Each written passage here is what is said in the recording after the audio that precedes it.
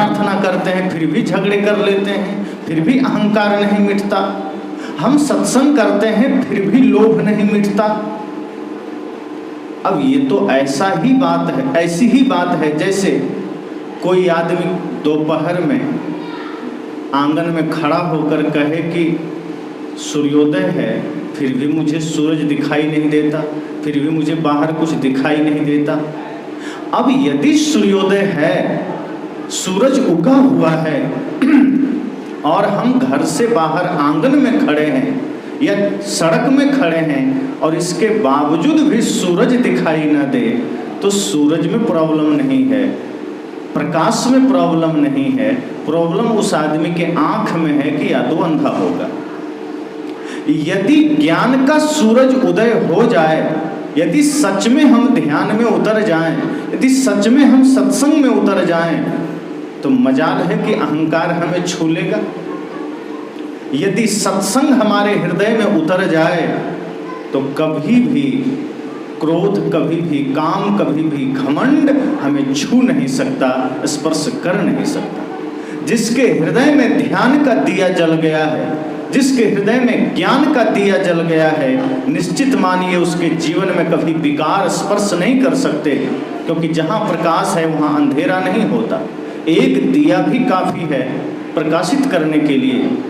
सदगुरु कबीर उसी श्रृंखला में हैं जिन्होंने शरीर में रहते हुए अपने मन वचन कर्म को इतना पवित्र बनाया कि वो सत्य के पर्याय बन गए। सत्य कहते हैं यह शरीर मिथ्या है, चेतना सत्य है। यह जड़ मिथ्या है और इस जड़ जगत को देखने वाला सत्य है। गो गोचर लग जहाँ मन जाई, सो सब माया जाने ओ भाई। जहाँ तक हमारी दृष्टि जाती है वो सब माया है, वो सब झूठ है। आँखों से दिखने वाला सब झूठ और जो देखने वाला है वो सत्य। उसी सत्य के समान सदगुरु कबीर का व्यक्तित्व है, इसलिए हम उसमें अंतर नहीं करते। सदगुरु कबीर को सत्य स्वरूप कहा गया है, सदगुरु कबीर को ज्ञान स्वरूप कहा गया है, और वही ज्ञान स्वरूप सदगुरु कबीर हमें भी होने की प्रेरणा देते हैं। वे कहते हैं हो हुजूर ठाड़ कहत हों अब ते संहार संहार, कहा वही तुम भी हो। आप सब जानते हैं सदगुरु कबीर भरूच गए थे तत्वा जीवा के यहाँ, तो जब वहाँ गए तो तत्वा जीवा तो भाई थे, सदगुरु कबीर की बड़ी सेवा की, बहुत ज़्यादा सेवा।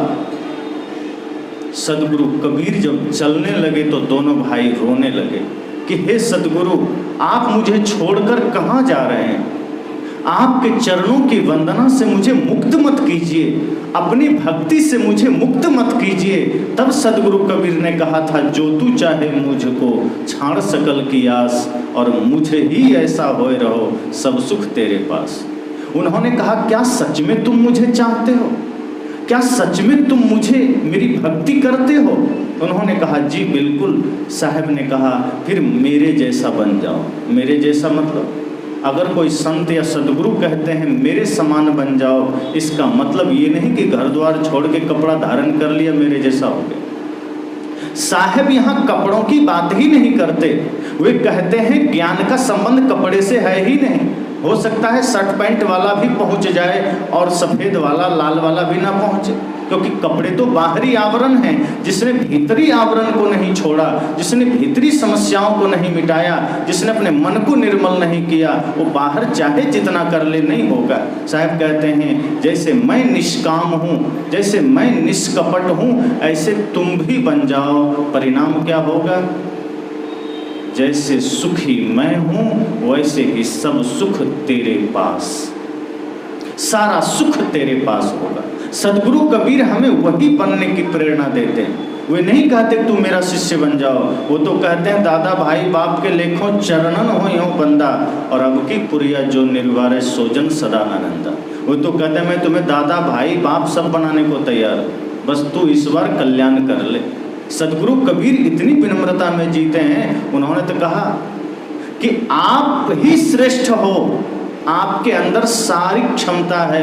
इसलिए तो साहब कहते हैं सब घट मेरो साईं सुनी सेज न कोय, बलिहारी व घट की जागट प्रगट हो। वो कहते हैं सब घट में मेरा साईं बैठा है, सब घट में मेरा परमात्मा बैठा, कोई घट उसके बिना नहीं। मैं किससे नफरत करूं?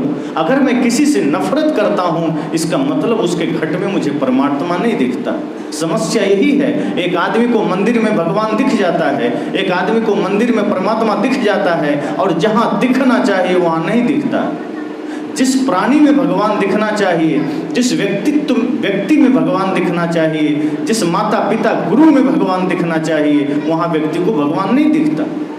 साहब कहते हैं यही दृष्टि का फर्क है, यही सोच का फर्क है कि मैं कहता हूं मेरे जैसा बन जाओ, निष्काम हो जाओ। जब आप मेरी तरह बनोगे तो सारा सुख आपके पास है। साहब की ये प्रेरणा, साहब की ये शिक्षा बहुत गहरी है। और वो कहते हैं जिसने स्वयं को जान लिया, जिसने स्वयं को पा लिया, इस धरती पर उससे ज़्यादा सुखी कोई नहीं। जिसने बाहर संसार को पाया है, अब सोचिए आप कितना भी धन इकट्ठा कर लें, कितना भी बाहर की उपलब्धियां हासिल कर लें, एक दिन सब छूटेगा, खाली हाथ कुछ तो नहीं जाएगा साथ। एक आदमी सदगुरु कबीर के पास पहुंच गया, 2-4 आदमी के साथ, कहा साहब मैं ये जानना चाहता हूँ इस धरती पर सबसे ज़्यादा धनी कौन है। अब आज का समय होता और आपसे कोई पूछ दे कि इस धरती पर सबसे ज़्यादा धनी कौन है, तो आप किसका नाम लेंगे? एलन मस्क का नाम ले लेंगे जो टेस्ला कंपनी का संस्थापक है, या अमेजन का जो संस्थापक है, या भारत में मुकेश अंबानी का नाम लेंगे कि यही सबसे धनी आदमी। लेकिन सवाल सदगुरु कबीर से किया गया था। लोग सोचे किसी राजा किसी महाराजा का नाम लेंगे, सदगुरु कबीर ने कहा तुम्हारी नज़र में धनपति कौन है? तो उसमें से कुछ लोग झट से कहा कि अभी वर्तमान का राजा सबसे धनी और ये सेठ साहूकार ही सबसे धनी है। साहब ने कहा तुम जिन्हें धनी कहते हो मैं उसे भिखारी कहता हूँ। लोगों ने कहा फिर धनी कौन है? साहब ने कहा सीधी सी बात है, चाह गई चिंता मिटी, मनुआ बेपरवाह, जिनको कुछ नहीं चाहिए वही शहंशाह। साहब ने कहा तुम जिसे धनी कहते हो देखना मंदिरों में, तुम जिसे सम्राट कहते हो, तुम जिसे दौलतमंद कहते हो, देखना जब वो मंदिर चले जाएं, किसी मंदिर में बाहर खड़े होकर के नज़ारा देखना उन धनपतियों का, उन सम्राटों का, उन शाहंशाहियों का जिसे तुम कहते हो, कि देखना वो भगवान से जाकर क्या प्रार्थना करता है। जिसे तुम धनी कहते हो वो भगवान के पास जाकर के भगवान से कहता है ओम जय जगदीश हरे और घर में धन लक्ष्मी बढ़े। वो भगवान से प्रार्थना करता है कि हे प्रभु मेरी 2 फैक्ट्री है 4 कर देना, मेरे बेटे नहीं है बेटा दे देना, मेरा सोने का खदान दे देना, मुझे नौकरी दे देना, जमीन दे देना। ये मांग वो करता है, और जो मांगता है वो कभी सम्राट नहीं हो सकता, मांगने वाला सदैव भिखारी होता है। साहब ने कहा जो देना जानता है वो सम्राट होता है, जिसने देना जाना है वो शहंशाह होता है। कुछ लोग जो साथ में गए थे उन्होंने कहा कि मेरे पास तो कुछ नहीं है, मैं क्या दे सकता हूँ, मैं तो बहुत ही निपट गरीब आदमी हूँ। साहब ने कहा तुम फिर चूक कर रहे हो, तुम्हें लगता है भौतिक चीज़ें देना ही देना है।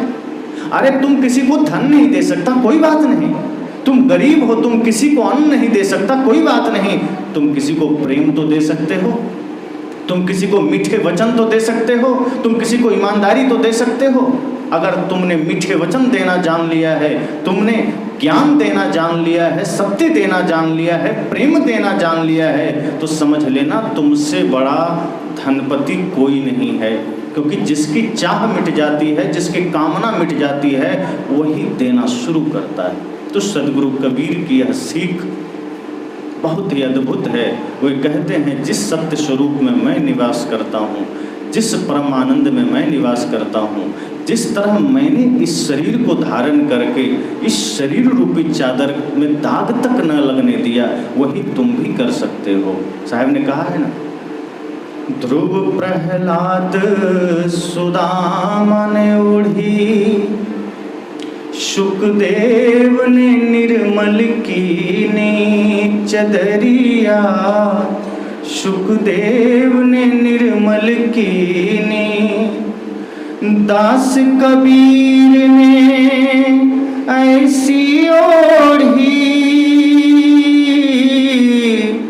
दास कबीर ने ऐसी ओढ़ी, ज्यों की त्यों धरतीनी चदरिया झीनी रे झीनी के राम नाम रस भीनी चदरिया झीनी रे झीनी। साहब ने कहा जैसे मैंने शरीर रूपी चादर को ओढ़ा, दाग न लगने दिया, ध्रुव प्रहलाद सुदामा ने ओढ़ा, उन्होंने निर्मल किया, ऐसे ही ये शरीर रूपी चादर हम सबको मिला है। कोशिश करना इसमें काम क्रोध लोभ मोह अहंकार का दाग न लग जाए। कोशिश करना इसमें नफरत घृणा ईर्ष्या की दाग न लग जाए, और इसमें सदैव सावधान रहिए। गुरु धोबी हैं, इनके पास अगर दाग लग भी जाए तो जाना गुरु रूपी धोबी के पास और अपने इस जीवन रूपी शरीर रूपी चादर के कचड़े को साफ करना। इसी मंगल कामना के साथ वाणी को विराम देता हूँ।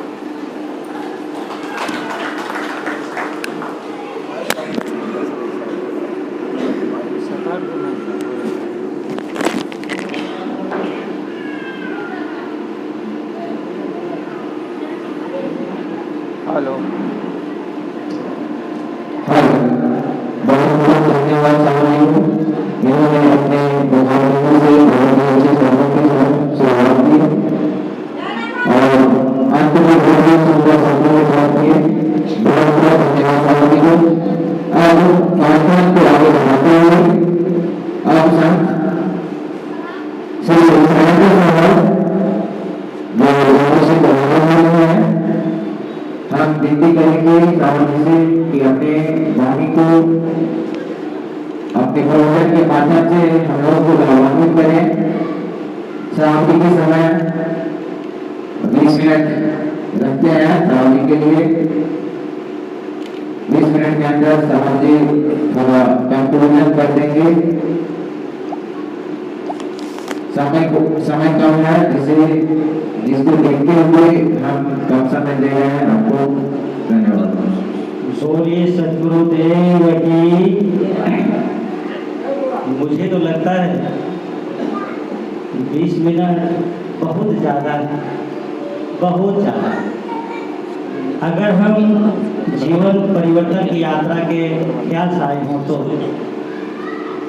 रत्नाकर कभी सत्संग में नहीं गया था, अब हम सब जानते हैं। यहाँ लगभग 10-12 साल से मैं जानता हूँ कि यहाँ सत्संग होता है, कहीं 2 दिन का कभी 3 दिन का सत्संग होता है। और रत्नाकर कभी सत्संग में नहीं गया था, चंद मिनटों का सत्संग मिला था रत्नाकर को। रत्नाकर के जीवन की धारा बदल गई, रत्नाकर वाल्मीकि बन गया। हम कितना देर बोलते हैं, हम कितना देर सुनते हैं, महत्ता इस बात की नहीं है, महत्ता उसको कितना देर जीते हैं। सत्संग में हम लोग कितना देर बैठते हैं, महत्ता इस बात की नहीं है, महत्ता सत्संग हमारे जीवन में कितना देर बैठता है। हम लोग सत्संग में कब से आए हैं, महत्ता इस बात की भी नहीं है, महत्ता सत्संग हमारे जीवन में कब से आया है। हमारा सत्संग में आना और सत्संग का हमारे जीवन में आना दोनों बिल्कुल अलग अलग बात है। बहुत दिनों से हम सत्संग में आ रहे हों, निमंत्रण मिला है, भंडारा है, दल पूरने के लिए देखने दिखाने के लिए आ गए हों, जीवन परिवर्तन नहीं होगा। सत्संग के एक शब्द सदगुरु ने कहा, एक शब्द गुरुदेव का ताका अनंत विचार, ठाके मुनिजन पंडिता वेद न पावे पार। आदि साखी कबीर की जो निर्वारी जाए, द्विमुख क्या पंडित की पोथ या जो रात दिवस मिली गाय। आदि शरीर का निर्वाह कर सके तो सत्संग में अगर हम समर्पित हो जाते हैं। सदगुरु कबीर ने कहा सत्संग क्या है। किसी व्यक्ति ने सदगुरु कबीर से पूछा कि सत्संग क्या है। जैसे अभी यहाँ पर कई प्रश्न आ रहे हैं, आप लोग बात कर रहे हैं, बात बाद में करेंगे, दोनों आदमी से निवेदन है। सदगुरु कबीर से किसी ने पूछा कि सत्संग क्या है। सदगुरु कबीर ने कहा सत्संग ठाकुर की दुकान है। अब वाह कबीर साहब, आप क्या बात कर रहे हैं। सत्संग एक सैलून है, सत्संग एक ब्यूटी पार्लर है। क्या मैं समझा नहीं, का ब्यूटी पार्लर किसे कहते हैं, सैलून किसे कहते हैं, आप मुझे बताओ। उस सज्जन ने कबीर साहब से कहा, कि सैलून में लोग जाते हैं अपने बिगड़े बाल को बनाने के लिए, अपने बढ़े दाढ़ी को बढ़ाने के लिए, अपनी शेविंग कराने के लिए, अपना चित्र को सुंदर बनाने के लिए, चेहरे को सुंदर बनाने के लिए, चित्र सुंदर बन जाता है। सदगुरु कबीर ने कहा जब उस सैलून में आप जाते हो, चाहे सीएम हो, चाहे पीएम हो, चाहे डीएम हो, तो ठाकुर को समर्पित हो जाते हो।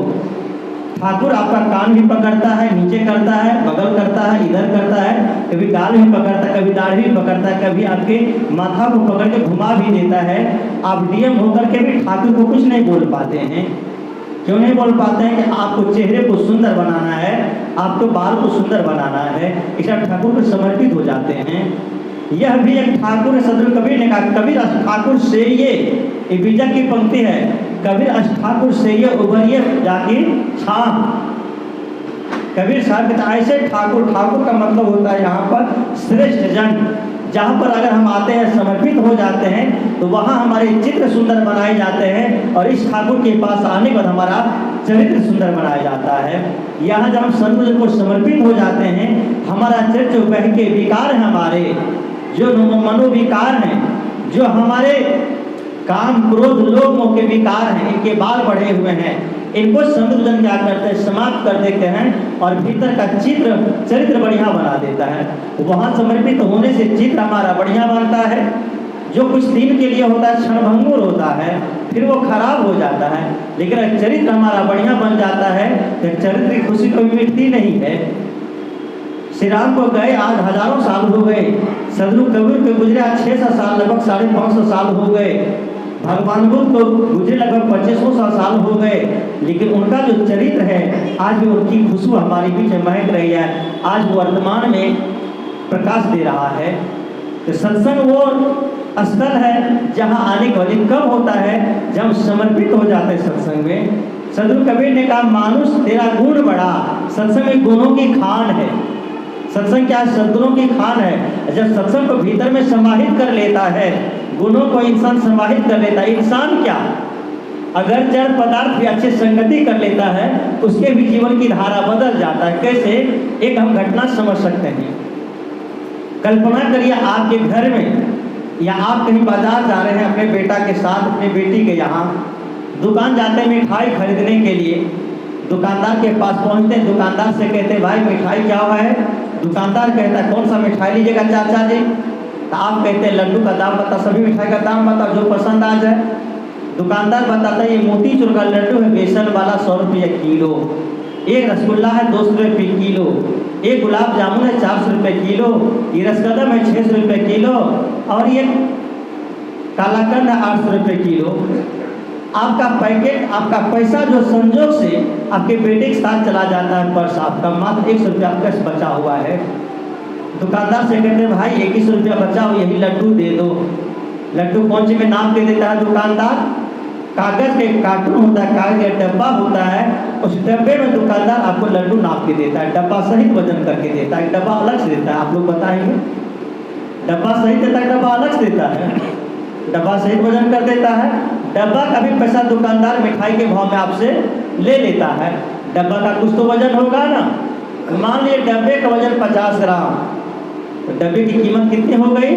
5 रुपया। तब तक में आपका बेटा आ जाता है, आपसे पूछते हैं पिताजी मिठाई ले लिए? आप कहते हैं हाँ बेटा मिठाई ले लिया है। कौन सा मिठाई लिए? तो ये लिए है 100 रुपये किलो दिया है। आपका बेटा कहता है ठीक नहीं पापा, ये मिठाई कम कीमत का है, वहाँ जाएंगे सब चिढ़ाएंगे, इसलिए थोड़ा बढ़िया मिठाई लेने का पैसा तुम्हारे पास में पसंद है जो वो ले लो। अब दुकानदार से बेटा कहता है कि अंकल ये मिठाई क्या हुआ है? तो वो बताते 600 रुपये किलो है कालाकंद। आपका बेटा कहता है ये मिठाई ऐसा करो लड्डू आप रख लो और कालाकंद नाप के दे दो आप। दुकानदार कोई दिक्कत, कोई आपत्ति नहीं है, कोई परेशानी नहीं है, उसको तो लाभ ही है, 100 के बदले 600 की बिक्री हो रही है। दुकानदार वो लड्डू अपने ट्रे में रख लेता है और पुनः आपको वो कालाकंद नाप के 600 रुपये किलो वाला देता है। डब्बा का वजन कितना है? 50 ग्राम। अब कालाकंद जब नाप के दिया तो 600 रुपये किलो, डब्बे का कीमत कितना हो गया? 30 रुपया। दुकानदार वही है, खरीदार वही है, डब्बा वही है, जगह वही है, समय वही है। जो डब्बे चंद मिनट पहले 5 रुपये बिका था, अब डब्बे की कीमत कितनी हो गई? 30 रुपये। बदला क्या? डब्बे के अंदर में जो मिठाई थी वो मिठाई बदल गया, उसका संग बदल गया। हम लोग 2 कदम आगे बढ़े, घर ले जाते हैं डब्बा को। सबके घर में अपना अपना माना इष्ट है, देवी है, देवता है। डब्बा का पास समर्पित करके चढ़ा दिए, धूप अगरबत्ती दिखा दिए, और वहाँ के बाद डब्बा के आपके घर में फ्रिज में मिठाई बांटने का काम चालू हो गया। आपने मिठाई बांटना शुरू कर दिया। जब तक डब्बा के पास में एक भी लड्डू बचा हुआ था, एक भी मिठाई बची हुई थी, तब तक डब्बा कहाँ था? 1 फुट का जगह फ्रिज में कब्जा किए हुआ था। सच है ना? 1 फुट का जगह डब्बा फ्रिज में कब्जा किए हुआ था। अब बांटते बांटते सारी मिठाई समाप्त हो गई। अब डब्बा कहाँ जाता है? कचरे के ढेर पर, डस्टबिन में, कूड़ा के ढेर पर डब्बा को फेंका गया। कुत्ता चाट रहा है, लोग थूक फेंक रहे हैं। अब डब्बे की कोई अहमियत नहीं रह गई। रही क्या? डब्बे की महत्ता कब तक था? डब्बे का महत्व कब तक था? जब तक डब्बे के पास में लड्डू था, डब्बे के अंदर मिठाई थी, तब तक डब्बे की महत्ता थी। सदगुरु कबीर कहते हैं मनुष्य का जीवन भी एक डब्बा है। इस डब्बे में जब सत्संग की मिठाई, जब सद्गुण की मिठाई, समता की मिठाई, प्रेम की मिठाई आपके जीवन में रहता है, भक्ति की मिठाई आपके जीवन में रहता है, तभी आपके जीवन का आनंद, तभी आपके जीवन की महत्ता है। ये मिठाई समाप्त हो गई, अब आपके जीवन की कोई महत्ता नहीं बच जाती है। सागर जिले की एक सच्ची घटना है। सत्संग हमें क्या देता है? सुखी जीवन जीने की कला, आर्ट ऑफ लिविंग जिसको हम कहते हैं, जीवन जीने की कला। सुबह मैंने कहा था कि सत्संग हम 2 कारणों से करते हैं। पहला कारण है सत्संग का आत्म कल्याण, जो होगा आत्मज्ञान से। हमारा परमात्मा, हमारा ईश्वर, हमारा गॉड, हमारा खुदा हमसे बाहर नहीं है। इसका पूरी बोध होनी चाहिए, इसकी पूरी जानकारी होनी चाहिए, ठोस ज्ञान होना चाहिए। और ज्ञान के अभाव में मनुष्य भटकता है। परमात्मा पाने के लिए, ईश्वर पाने के लिए, शांति पाने के लिए, सुख पाने के लिए न जाने कहाँ कहाँ भटकता है। सदगुरु कबीर ने कहा, कोई ढूंढे पूरब, कोई ढूंढे पश्चिम, कोई ढूंढे पानी, पत्थरे माँ मोर हीरा हेराएगा कचरे माँ। सब जगह लोग ढूंढ रहा है, लेकिन जहाँ है वहाँ नहीं ढूंढता है, अपने अंदर में नहीं ढूंढ पाता है। तो घटना। और दूसरा उद्देश्य क्या है? सब समाज का निर्माण, एक अच्छे परिवार, एक अच्छे समाज का निर्माण। जब हमारी जो समता की मिठाई समाप्त होती है, जीवन की लीला समाप्त हो जाती है, जीवन की महत्ता समाप्त हो जाती है, और हमारा जीवन नर्क बन जाता है। जैसे डब्बे का जीवन नर्क बन जाता है, वो मिठाई के समाप्त होने से, ऐसे हमारे जीवन से समता, प्रेम के समाप्त होने से जीवन हमारा नर्क बन जाता है। कैसे? एक सच्ची घटना से आप लोग जाने। मध्य प्रदेश में सागर एक जिला है, वहाँ की घटना है। एक सेठ था, उनकी एक बहू थी, एक बेटा और 2 पोता। गर्मी का मौसम था, जेठ का महीना था। सेठ जी ने एक अपने बहू से कहा, बेटी मेरे पेट में थोड़ा दर्द महसूस हो रहा है, थोड़ा गुड़गुड़ा रहा है, थोड़ा दही हो तो दे देना, सुनते दही खाने से पेट ठंडा हो जाता है। बहुरानी ने कहा, पिताजी दही तो समाप्त हो गए हैं, आप कहते तो मैं कल से आपके लिए जमा दूंगी, आज दही समाप्त हो चुका है। सेठ जी ने कहा, कोई बात